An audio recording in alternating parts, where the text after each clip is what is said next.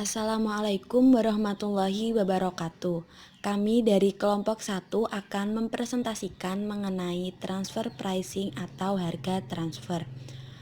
Anggota kelompok kami yang pertama yaitu Eti Herdianti, yang kedua Dewi Permatasari, yang ketiga Nita Puji Lestari, yang keempat Elsya Wahda Refaul Muna, yang kelima Trimuji Lestari, yang keenam Dwi Normailiana, yang ketujuh Mita Arvika Valeri, dan yang kedelapan Laili Yuli Aprina.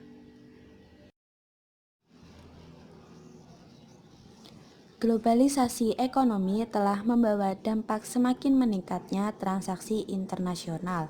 Salah satu masalah perpajakan yang timbul dari transaksi ini adalah mengenai masalah penentuan harga transfer atau transfer pricing.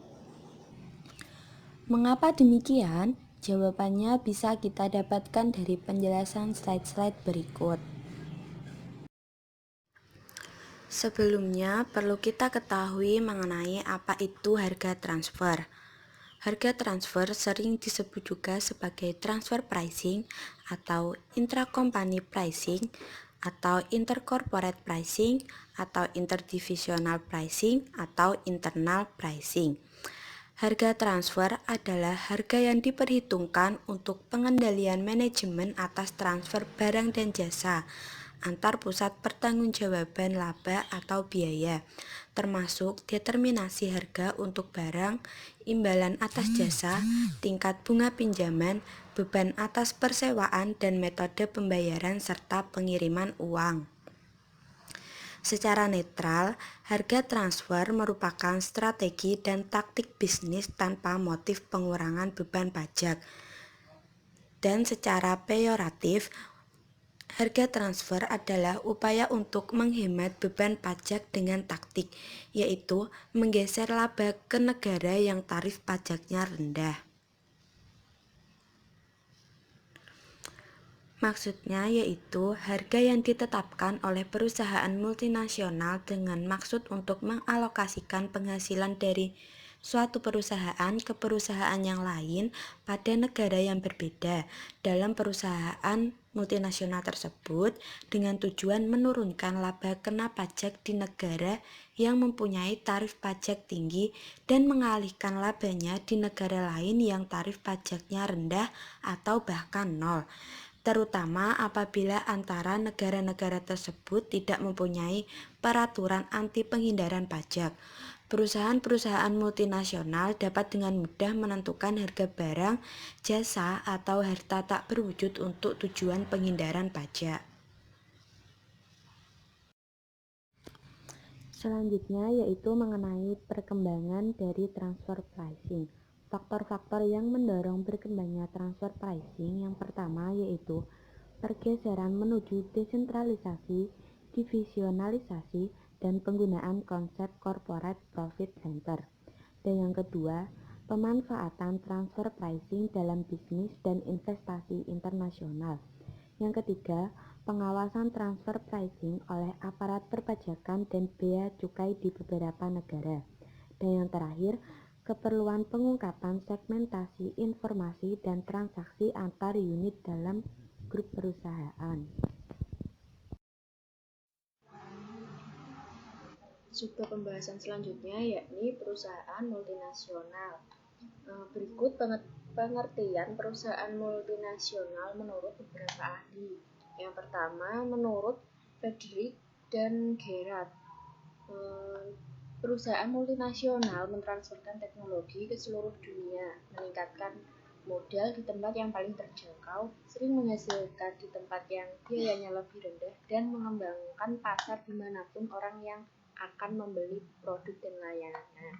Yang kedua, yakni menurut Dr. Gunadi,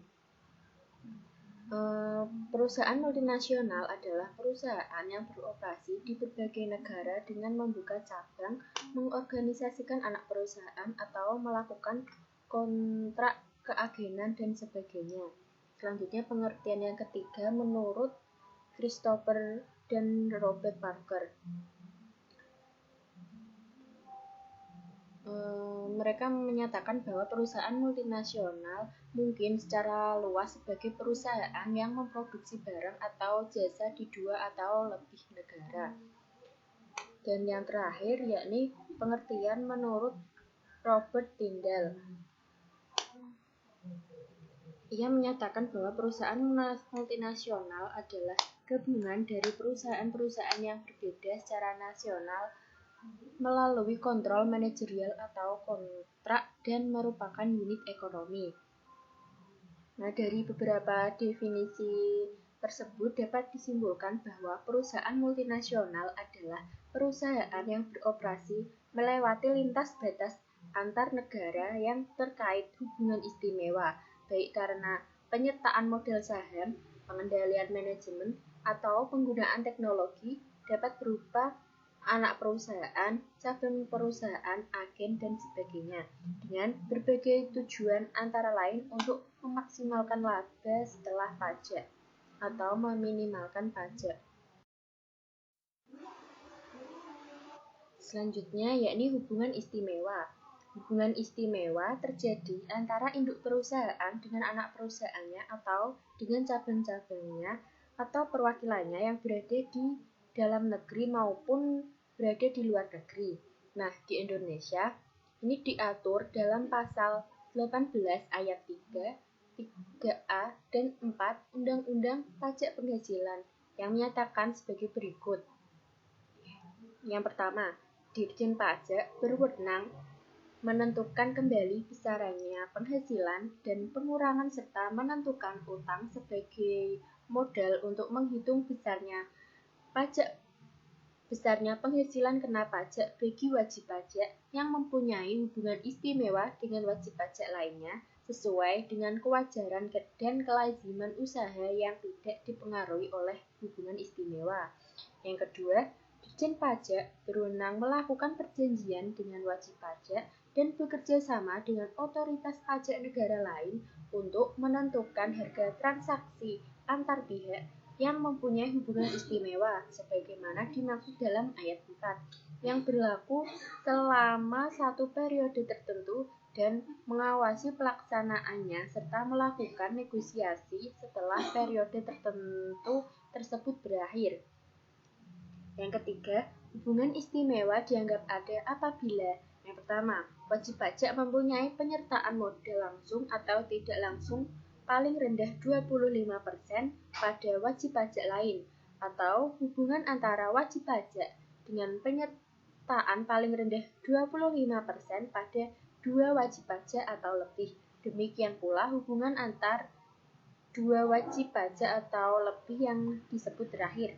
Selanjutnya, wajib pajak menguasai wajib pajak lainnya, atau dua atau lebih wajib pajak berada di bawah pengawasan yang sama, baik langsung maupun tidak langsung. Dan yang terakhir, terjadi hubungan keluarga baik sedarah maupun semeda dalam garis keturunan lurus dan atau ke samping 1 derajat. Dalam hal ini, perlu dilakukan pengaturan ketentuan tentang transaksi antar wajib pajak yang mempunyai hubungan istimewa. Hal ini dimaksudkan untuk meminimalkan atau mengurangi praktik penghindaran atau penyelundupan pajak dengan rekayasa transfer pricing. Juga pembahasan selanjutnya yakni transfer pricing domestik dan multinasional. Pada umumnya, berdasarkan jangkauan wilayah operasi perusahaan, transfer pricing dapat dikelompokkan dalam transfer pricing domestik dan transfer pricing multinasional. Transfer pricing domestik merupakan harga transfer barang atau jasa antar badan dalam satu grup perusahaan atau antar divisi dalam satu perusahaan yang wilayah kedaulatannya sama. Sedangkan transfer pricing multinasional berkenaan dengan transaksi antar divisi dalam satu unit hukum atau antar unit hukum dalam kesatuan ekonomi yang memiliki berbagai wilayah kedaulatan negara. Beberapa tujuan yang ingin dicapai dalam rangka aplikasi transfer pricing baik perusahaan domestik maupun bagi perusahaan multinasional yakni Yang pertama, evaluasi kinerja untuk mengukur hasil operasi setiap unit. Yang kedua, motivasi manajemen. Ini penyusunan orientasi produk dan laba pada semua unit. Yang ketiga, pengendalian harga untuk lebih merefleksikan cost dan margin yang seharusnya diterima dari langganan dan penetapan harga opsional. Yang keempat, pengendalian pasar untuk mengamankan posisi kompetitif perusahaan. Selanjutnya, yakni tujuan kebijakan transfer pricing multinasional. Yang pertama, yakni untuk memaksimalkan penghasilan global.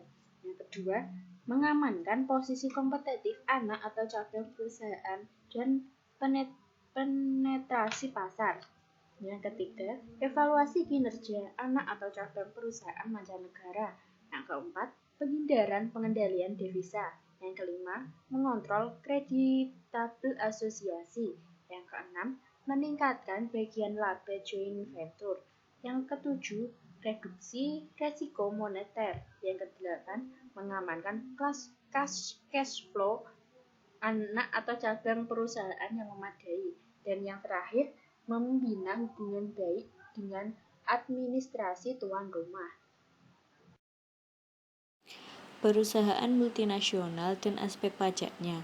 Perusahaan multinasional yang beroperasi di Indonesia, dalam arti perusahaan-perusahaan multinasional Indonesia, mempunyai unit, anak perusahaan atau cabang, atau perwakilan di luar negeri, maupun perusahaan luar negeri yang mempunyai unit, anak perusahaan atau cabang perwakilan di Indonesia, pada umumnya akan senantiasa berusaha dengan instrumen harga transfer.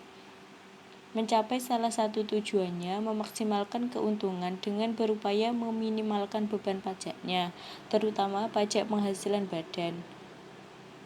Upaya yang dilakukan dengan pergeseran harga dari negara yang beban pajaknya tinggi ke negara yang beban pajaknya rendah atau nihil.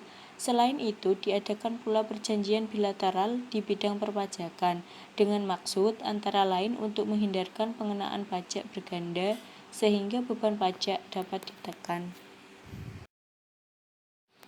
Contoh kasus, harga transfer antara Amerika Serikat dengan Jepang. Amerika Serikat versus Jepang. Dengan menetapkan suatu harga transfer yang tinggi dari pabrik-pabrik mereka di Jepang pada cabang-cabang pemasaran mereka di Amerika Serikat, produsen-produsen mobil Jepang mampu mengurangi keuntungan yang ditujukan oleh cabang-cabang Amerika Serikat dan oleh karenanya mengurangi pajak-pajak Amerika Serikat. Staf Presiden Clinton memperkirakan bahwa kerugian dari harga transfer seperti hal ini mungkin sama 15 miliar US dollar per tahun. Besarnya persoalan ini ditujukan dengan suatu penelitian Internal Revenue Service baru-baru ini atas 3.357 perusahaan-perusahaan yang dikendalikan oleh asing, yang menemukan bahwa mayoritas orang menyatakan terlalu rendah pendapatan pada pengambilan pajak mereka. Menurut penelitian tersebut, perusahaan-perusahaan Jepang yang cenderung dari 10 ring dagang Amerika tertinggi yang menggunakan praktik-praktik harga transfer yang tidak adil. Jepang versus Amerika Serikat. Jepang juga melihat dirinya sendiri sebagai korban praktik-praktik harga transfer yang tidak adil.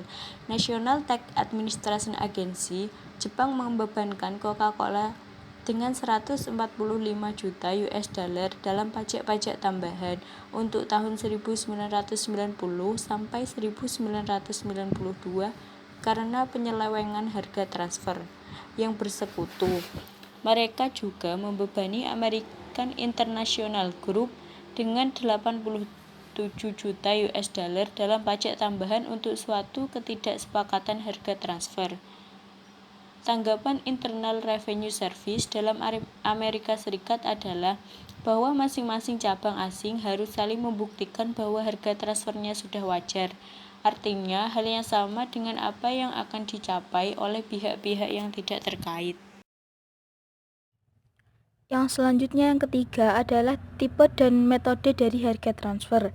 Harga transfer pada perusahaan desentralisasi biasanya itu sebagian besar diukur dengan nilai produknya baik bentuk barang atau jasa.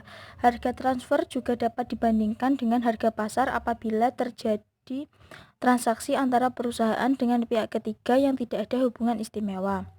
Nah, harga internal yang terjadi antara pusat laba dan pusat pertanggungjawaban di sini disebut sebagai harga transfer yang menjadi penghasilan dan biaya bagi pusat pertanggungjawabannya. Berikut adalah beberapa metode dalam harga transfer.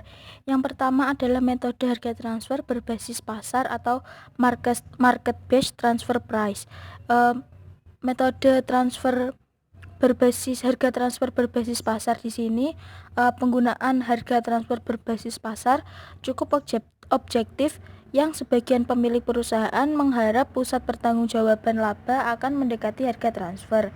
Dan dalam praktiknya, harga transfer berbasis pasar di sini belum mencerminkan harga yang sebenarnya dan masih diperlukan lagi kebijakan yang berlaku umum untuk mengaturnya. Metode yang kedua adalah harga transfer berbasis biaya atau the cost based price. Di sini harga transfer berbasis biaya digunakan ketika harga transfer berbasis pasar tidak dapat diandalkan yang akan digunakan sebagai basis pendapatan harga transfer. Harga transfer berbasis biaya di sini biasanya meliputi biaya standar atau standar cost. Metode yang ketiga adalah harga transfer negosiasi dan harga transfer arbitrasi. Harga transfer negosiasi ini muncul karena adanya potensi yang tidak tercapainya persetujuan yang ditimbulkan akibat harga transfer berbasis pasar dan harga transfer berbasis biaya. Sedangkan harga transfer arbitrasi ini digunakan ketika perspektif pusat pertanggungjawaban penjualan tidak dapat melakukan investasi dan perspektif pertanggungjawaban pembeliannya tidak dapat menerima beban pembelian yang lebih. Metode yang keempat di sini adalah risiko suboptimalisasi atau risk of suboptimalization. Nah, risiko suboptimalisasi di sini dapat dilaksanakan apabila harga transfer normal pusat pertanggungjawaban penjualan lebih tinggi dari biaya jangka pendeknya. Yang selanjutnya mengenai harga transfer ganda. Harga transfer ganda di sini digunakan untuk memenuhi disparsitas pertanggungjawaban dari dua sisi. Nah, misalnya divisi pertama dapat mempertimbangkan penerapan harga transfer berdasarkan harga biaya diferensial. Nah, di sini sebaliknya, divisi yang melakukan transfer dapat mempertimbangkan unsur laba dalam penentuan harga transfer dan memungkinkan pengukuran kinerja per divisi. Kemudian prosedur aplikasi dari pendekatan harga transfer berganda yang pertama yaitu pemakaian harga transfer berdasarkan harga pasar, negosiasi atau arbitrase oleh divisi yang melakukan transfer dalam menghitung penghasilan dari penyerahan antar perusahaan. Yang kedua, biaya variabel divisi yang melakukan transfer plus margin kontribusi agar beban tetap ditransfer kepada divisi penerima. Yang ketiga, total laba per divisi akan lebih besar daripada laba perusahaan dan laba divisi produksi akan dieliminasi dalam penyusunan laporan keuangan. 3 macam metode yang dapat digunakan dalam rangka mencapai arm's length price di dalam harga transfer dalam perundang-undangan pajak.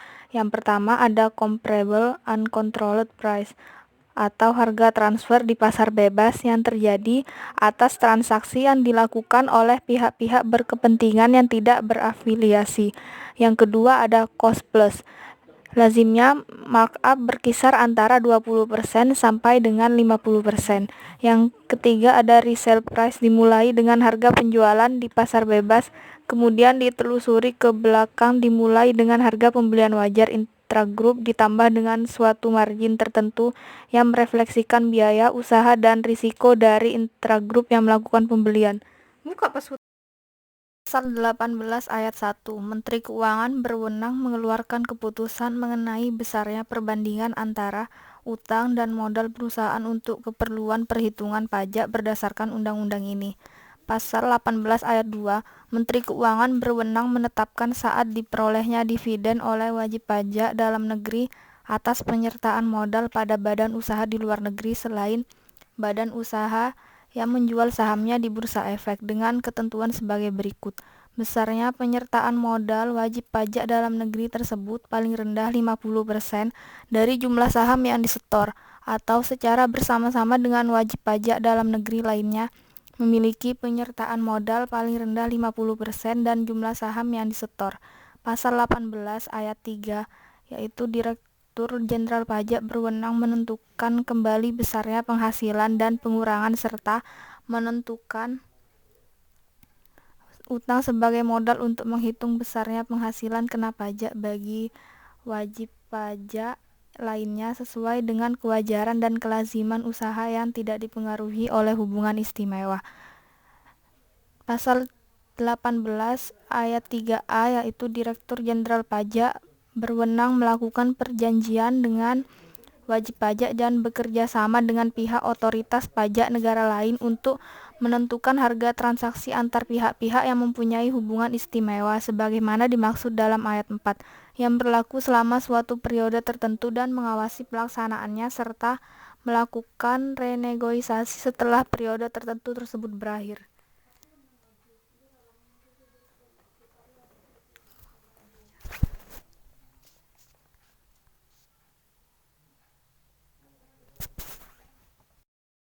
Pasal 18 ayat 4, hubungan istimewa sebagaimana dimaksud dalam ayat 3 dan ayat 3A pasal 8 ayat 4, pasal 9 ayat 1, huruf F dan pasal 10 ayat 1 dianggap ada apabila wajib pajak mempunyai penyertaan modal langsung atau tidak langsung paling rendah 25% pada wajib pajak lain atau hubungan wajib pajak dengan penyertaan paling rendah 25% pada dua wajib pajak atau lebih. Demikian pula hubungan antara dua wajib pajak atau lebih yang disebut terakhir atau wajib pajak menguasai wajib pajak lainnya atau dua atau lebih wajib pajak berada di bawah penguasaan yang sama baik langsung maupun tidak langsung atau terdapat hubungan keluarga baik sedarah maupun semenda dalam garis keturunan lurus atau ke samping 1 derajat. Sedangkan pasal 18 ayat 5 dihapus. Arm's length standard diterapkan dalam banyak cara, tetapi metode yang paling banyak digunakan ialah sebagai berikut. Yang pertama ada comparable and control pricing method. Metode ini mengevaluasi kewajaran harga transfer dengan mengacu pada tingkat harga yang terjadi antara unit yang independen atau antara perusahaan multinasional dengan unit yang independen. Secara teoretis, metode ini termasuk yang paling baik. Namun dalam pelaksanaannya terdapat beberapa kendala. Misalnya perbedaan kuantitas, kualitas, kondisi, waktu penjualan, merek dagang, pangsa pasar, dan geografis pasar. Yang kedua ada resale pricing method. Metode ini diterapkan untuk produk yang ditransfer ke anggota grup lain untuk dijual kembali. Kewajaran harga transfer didekati dengan pengurangan harga penjualan kepada pihak independen dengan suatu markup yang wajar atau sebanyak laba dan biaya untuk penjual. Kesulitan terjadi dalam menentukan markup. Yang ketiga ada cost plus pricing method. Metode ini mendekati kewajaran harga transfer dengan menambahkan markup yang wajar pada harga produk pihak yang mentransfer. Pendekatan ini umumnya digunakan dalam hal penyerahan barang setengah jadi atau salah satu anggota grup sebagai subkontraktor dari yang lain. Yang terakhir ada order method. Dalam keadaan tertentu, kombinasi ketiga metode ini di atas perlu diterapkan. Atau mungkin metode lain, misalnya alokasi laba yang diperoleh grup perusahaan dalam transaksi tertentu. Kalkulasi tingkat keuntungan yang pantas pada investasi wajib pajak. Kurang wajaran di dalam arm's length standard, yaitu harga penjualan, harga pembelian, alokasi biaya administrasi dan umum, biaya overhead, pembebanan bunga atas pemberian pinjaman oleh pemegang saham, pembayaran komisi, lisensi, waralaba, sewa, royalti, imbalan jasa manajemen, imbalan jasa teknik, dan imbalan jasa yang lain. Harga transfer dalam perjanjian penghindaran pajak berganda atau P3B. Masalah harga transfer dalam P3B berdititik tolak dari pasal 9 model UN yang mengatur tentang perusahaan yang mempunyai hubungan istimewa. Pada ayat 1 pasal 9 model UN tersebut menyebutkan tentang pemberian wewenang kepada salah satu negara untuk melakukan verifikasi atas transaksi antar pihak yang mempunyai hubungan istimewa. Nah, verifikasi ini tidak akan dilakukan apabila transaksi tersebut sudah didasarkan kepada harga wajar. Nah, penyesuaian yang dilakukan oleh salah satu negara tidak terbatas terhadap penetapan harga, tetapi juga menyangkut penetapan tingkat bunga atas pinjaman yang terjadi. Nah, masalah ini sangat erat berkaitan dengan Undang-Undang Nasional yang mengatur tentang Thin Capitalization atau Debt Equity Ratio, yaitu pasal 9 tersebut tidak mencegah penerapan aturan domestik tentang Thin Capitalization sepanjang hal itu mengakibatkan tercampurnya laba dari pinjaman dengan laba yang seharusnya diperoleh seandainya bunganya didasarkan atas nilai AMLEG. Nah, 2. Pasal ini tidak saja penting untuk menentukan apakah tingkat bunga dari suatu perjanjian kredit didasarkan kepada AMLEG, tetapi juga penting untuk menentukan apakah hal itu betul-betul merupakan pinjaman bukan sebagai penyertaan atau equity. Nah, yang ketiga, tujuan dari penerapan Thin Capitalization tersebut tidak untuk menaikkan laba usaha, tetapi hanya untuk menentukan besarnya laba AMLEG. Nah, selanjutnya yaitu dalam ayat 2 ini diatur juga bahwa jika terjadi transaksi antar dua pihak yang mempunyai hubungan istimewa dan transaksi tersebut tidak menggunakan harga AMLEG, salah satu negara pihak pada persetujuan dapat melakukan penyesuaian yang seharusnya diikuti oleh negara pihak lainnya. Nah, apabila masalah penyesuaian tersebut tidak diikuti oleh pihak lainnya, maka akan terjadi pengenaan pajak berganda terhadap penghasilan yang sama oleh negara-negara yang berbeda. Nah, maka timbul masalah berikutnya yaitu penentuan bagaimana penyesuaian tersebut harus dilaksanakan. Untuk ini ada dua pilihan yang dapat dilakukan. Nah, yaitu yang pertama, misalnya perusahaan A di negara A melakukan transaksi dengan perusahaan B yang merupakan masih satu grup di negara B. Telah dilakukan penyesuaian oleh A karena transaksinya tidak didasarkan pada harga AMLEG. Langkah yang dapat dilakukan oleh negara B dalam rangka correlative adjustment adalah dengan cara menghitung dan menetapkan kembali jumlah pajak yang terutang. Nah, atau yang kedua yaitu dilakukan melalui mekanisme kredit pajak sebagaimana diatur dalam pasal 1 model P3B. Dalam hal ini, B dapat mengkreditkan jumlah pajak yang dibayarkan oleh negara A sebagai akibat penyesuaian yang dilakukan di negara A. Pada dasarnya, correlative adjustment tersebut tidak menjamin terjadinya pergeseran laba antar unit atau perusahaan dalam grup yang sama, sebab dapat saja dilakukan dengan cara lain, yaitu seperti melalui pembayaran dividen, royalti, atau pembayaran lainnya. Dan perlu diketahui bahwa ayat 2 tersebut tidak menjaga suatu negara untuk melakukan correlative adjustment sepanjang undang-undang nasionalnya memungkinkan melakukan hal tersebut.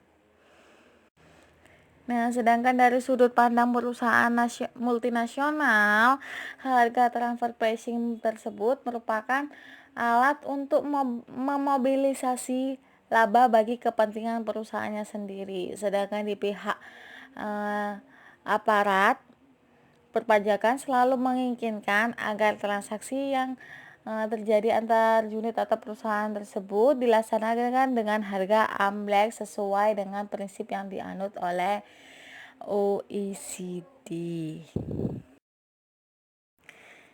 Nah, selanjutnya untuk keperluan transfer pricing dengan AMLEG, OECD telah menerbitkan beberapa pedoman khusus untuk menangani masalah tentang transfer pricing.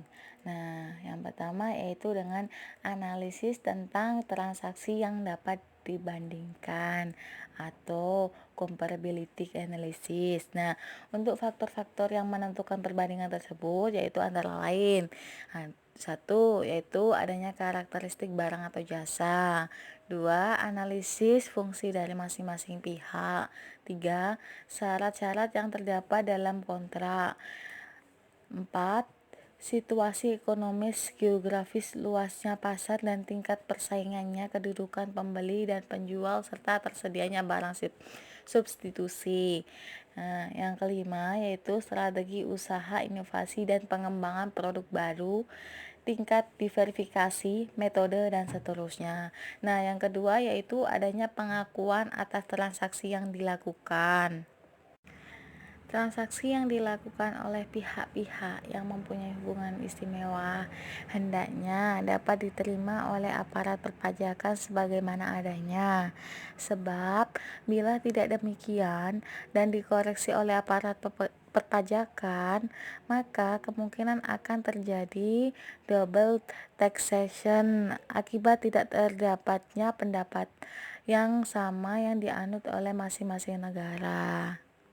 Nah, yang ketiga itu ada evaluasi terhadap transaksi secara terpisah atau secara gabungan. Nah, yang keempat ada penerapan arm's length dalam suatu interval. Nah, yang kelima ada penggunaan data yang berasal dari beberapa tahun. Yang keenam, penggunaan patokan harga untuk keperluan bea masuk. Nah, yang terakhir yaitu adanya penerapan metode transfer pricing dan metode untuk menentukan arm's length. Perlakuan harga transfer di Indonesia. Harga transfer dapat terjadi baik antar wajib pajak dalam negeri maupun antar wajib pajak dalam negeri dengan pihak luar negeri, terutama yang berkedudukan di negara dengan pajak rendah. Untuk transaksi antar wajib pajak yang mempunyai hubungan istimewa, Undang-Undang Perpajakan Indonesia menganut azas material. Untuk hubungan istimewa itu sendiri dapat mengakibatkan kekurangwajaran harga, biaya, atau imbalan lainnya yang direalisasikan dalam suatu transaksi usaha. Harga transfer tersebut dapat mengakibatkan terjadinya penggalian penghasilan atau dasar pengenaan pajak dan atau biaya dari suatu wajib pajak ke wajib pajak yang lain yang dapat direkayasa untuk menekan keseluruhan jumlah pajak terutang atas wajib pajak yang mempunyai tujuan istimewa baik nasional maupun multinasional. Berikut adalah kekurangwajaran yang dapat terjadi pada yang pertama yaitu harga penjualan, yang kedua yaitu harga pembelian, yang ketiga alokasi biaya administrasi dan umum, yang keempat pembebanan bunga atas pemberian pinjaman oleh pemegang saham, yang terakhir yaitu pembayaran komisi, lisensi, waralaba, sewa, royalti, imbalan jasa manajemen, imbalan jasa teknik, dan imbalan jasa lainnya. Dalam kasus pajak pertambahan nilai atau PPN, mekanisme kredit pajak akan secara otomatis menetralisir harga transfer tersebut. Penangkal harga transfer. Ada beberapa prosedur yang dapat ditempuh untuk menanggulangi manuver pajak melalui harga transfer. Berikut hal-hal tersebut. Yang pertama yaitu menyingkap praktik bisnis antar perusahaan secara lengkap sehingga dapat dievaluasi keinginan harga transfer. Hal ini biasanya dimintakan kepada wajib pajak asosiasi, yang nantinya informasi tersebut akan dilampirkan pada surat pemberitahuan atau SPT tahunan. Yang kedua yaitu harmonisasi pemajakan internasional untuk meniadakan disparitas beban pajak. Prosedur ini sangat ideal tapi sulit diaktualisasikan karena pada umumnya setiap pemegang yurisdiksi pemajakan cenderung menomorsatukan kepentingan nasionalnya. Yang selanjutnya yaitu kerjasama internasional. Prosedur ini dapat ditempuh melalui pertukaran informasi, audit secara simultan, atau audit pemajakan secara terpadu. Yang terakhir yaitu Advanced Pricing Agreement atau API. Prosedur ini diperbolehkan wajib pajak untuk membuat kesepakatan dengan otoritas pajak tentang aplikasi salah satu metode harga transfer. Dengan demikian, wajib pajak terikat untuk memakai metode tersebut dan administrasi pajak menguji apakah kesepakatan tersebut dipatuhi. Materi selanjutnya yaitu mengenai Advanced Pricing Agreement atau APA. APA adalah persetujuan di antara Internal Revenue Service dan perusahaan dengan menggunakan harga-harga transfer untuk menetapkan harga transfer yang disepakati. Atau dalam pengertian yang lain, APA adalah suatu kesepakatan mengenai penentuan harga transaksi dari transaksi yang terjadi antara dua perusahaan yang mempunyai hubungan istimewa dengan cara menetapkan satu set kriteria yang sesuai, seperti metode, faktor-faktor pembanding, dan asumsi-asumsi untuk periode waktu tertentu. APA biasanya diperoleh sebelum perusahaan terikat dalam transfer. Maksud dari program APA ini adalah memecahkan masalah perselisihan harga transfer dengan cara yang tepat dan menghindari proses pengadilan yang menghabiskan banyak biaya. Transaksi yang dimaksud dalam pengertian APA adalah transaksi yang terjadi antara perusahaan-perusahaan yang mempunyai hubungan istimewa dalam sebuah perusahaan multinasional. Definisi hubungan istimewa mengacu pada aturan undang-undang domestik negara masing-masing. Nah, untuk kesepakatan yang dibuat dalam APA terjadi antara wajib pajak dengan otoritas pajak, bisa terjadi dengan satu otoritas pajak dan juga dengan dua otoritas pajak dari negara yang berbeda. Apabila APA antara wajib pajak dengan otoritas pajak dalam suatu negara, maka disebut unilateral APA. Sedangkan apabila APA dibuat oleh wajib pajak dengan dua atau lebih otoritas pajak dari negara yang berbeda, maka disebut multilateral APA. Selanjutnya yaitu manfaat dari APA. Wajib pajak harus mempertimbangkan manfaat penyelenggaraan APA berdasarkan situasi dan kondisi dari permasalahan wajib pajak. Berikut ini ada 4 manfaat dari APA, yaitu yang pertama, memberikan kepastian kepada wajib pajak atas semua perhitungan mengenai harga transaksi dengan menggunakan metode yang disetujui. Yang kedua, memberikan kepastian terhadap kegiatan wajib pajak, termasuk kepastian mengenai kewajiban pajak yang berkaitan dengan harga transfer. Yang ketiga, mengurangi biaya dan waktu pada saat diaudit karena selama proses periode APA berlaku harga transaksi yang telah disepakati oleh wajib pajak dan otoritas pajak. Dan yang keempat adalah dapat mencegah praktik harga transfer yang tidak benar dan semata-mata hanya untuk menghindari pajak. Selanjutnya yaitu masalah dalam penyelenggaraan APA. Hal yang harus dipertimbangkan dalam penyelenggaraan APA adalah kemungkinan adanya potensi kerugian, seperti pengorbanan waktu dan biaya yang dikeluarkan untuk penyelenggaraan APA, dan wajib pajak yang harus mengungkapkan informasi yang mungkin merupakan rahasia perusahaan kepada otoritas pajak. Apabila APA ini berhasil dilakukan, maka wajib pajak harus melaksanakan setiap kesepakatan yang tertulis dalam perjanjian tersebut selama periode masa berlakunya APA. Yang perlu diperhatikan adalah APA tidak menjamin wajib pajak untuk tidak diaudit oleh otoritas pajak. Masalah-masalah yang tidak tercakup dalam APA masih dapat diaudit dalam kriteria audit yang biasa dilakukan. APA ini tidak berlaku retroaktif sehingga masalah harga transfer yang ada sebelum APA disepakati tidak dapat diselesaikan dengan APA.